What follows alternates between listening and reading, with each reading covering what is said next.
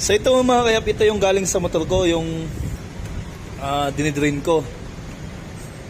No, dahil may tubig. Ito yung may tubig, tapos ito yung walang tubig. Ayan. O, di ba ang layo, di ba? Grabe, no?